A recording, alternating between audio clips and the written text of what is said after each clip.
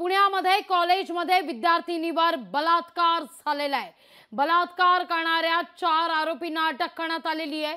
आरोपी बड्या घरातले असल्याची माहिती मिळतेय। प्रतिष्ठित कॉलेजकडून प्रकरण दडपण्याचा प्रयत्न सुद्धा सुरू असल्याचं कळतंय। तक्रार करणाऱ्या वडिलांना ट्रस्टींनी तासनतास बसवून ठेवल्याचा आरोप आहे। पुण्यात मुलींकरता कॉलेजही सुरक्षित नाहीत का, असा सवाल आता या निमित्तानं उपस्थित केला जातोय। या सगळ्याविषयी बोलण्याकरता नीलम गोरे आपल्या सोबत जोडल्या गेलेल्या आहेत।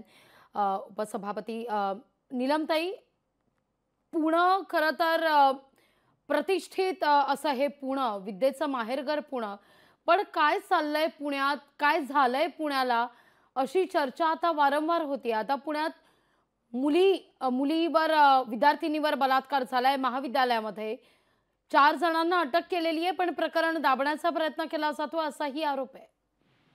प्रयत्न दाबण्याचा प्रयत्न केला किंवा प्रयत्नांच्या बद्दल हे नोंदवू नये म्हणून कोणी प्रयत्न केले असतील तर याच्या संदर्भात चौकशीतून सगळ्या गोष्टी समोर येतील। पण मुलामध्ये इतकं वारेमाप मोठ्या प्रमाणामध्ये मुलं मुली शिक्षण घेत आहेत, ती संख्या वाढली आहे, शिक्षण संस्था वाढलेल्या आहेत आणि अगदी महत्त्वाचं म्हणजे सज्ञान मुली जर का असतील तर त्या स्वतंत्र आहेत असं मानलं जातं आणि त्याच्यामुळे कायद्याच्या समोर जर का एखादा ग्रुप गप्पा मारत असेल किंवा भेटत असतील, बोलत असतील, अशा गोष्टींवरती आपण बंदी आणण्याचा विचार कायदा तर लांबच राहिला, पण सुसंस्कृतता म्हणून पण आणू शकत नाही। कारण पुण्यामध्ये तसं मोकळं वातावरण आहे, मुलं मुली गप्पा मारतात, फिरत असतात आणि स्वाभाविकच आहे। त्याचा अर्थ ते अगदी कुठेतरी कायदा भंग करत असतील किंवा टोकाला जाऊन असे अत्याचार होतील असं गृहीत धरण्या एवढं पुणे संकुचित सुद्धा नाहीये। आता या केसमध्ये क्रिमिनल केस आणि पुण्यामधलं बंदिस्त वातावरण ह्या दोन्हीमध्ये गल्लत करता कामा नये।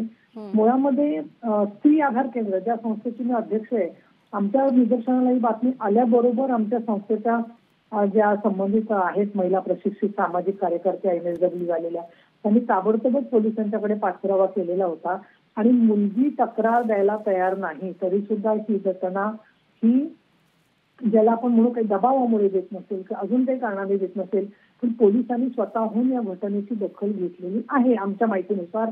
तिची वाहिनीने कोणी दाखवली नाहीये माहिती जी आहे ती।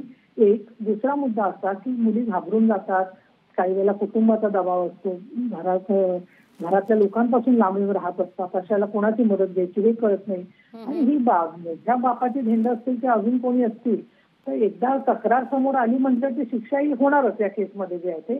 परंतु मला असं वाटतं की प्रत्येक गोष्टीमध्ये जे विरोधकांनी एक स्वतः कार्यपद्धती ठरवलेली आहे की पोलिसांना झोडपून काढायचं, हे बरोबर नाहीये।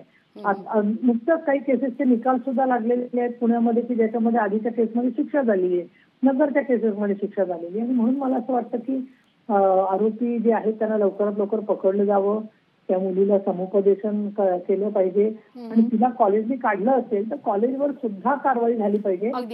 स्वतः त्याच्याबद्दल पाठपुरावा करणार आहे। निश्चित। धन्यवाद नीलमताई, तुम्ही या सगळ्या संदर्भात सविस्तर प्रतिक्रिया दिली त्याबद्दल। लोकशाही मराठी ऐका, पहा, जागरूक रहा।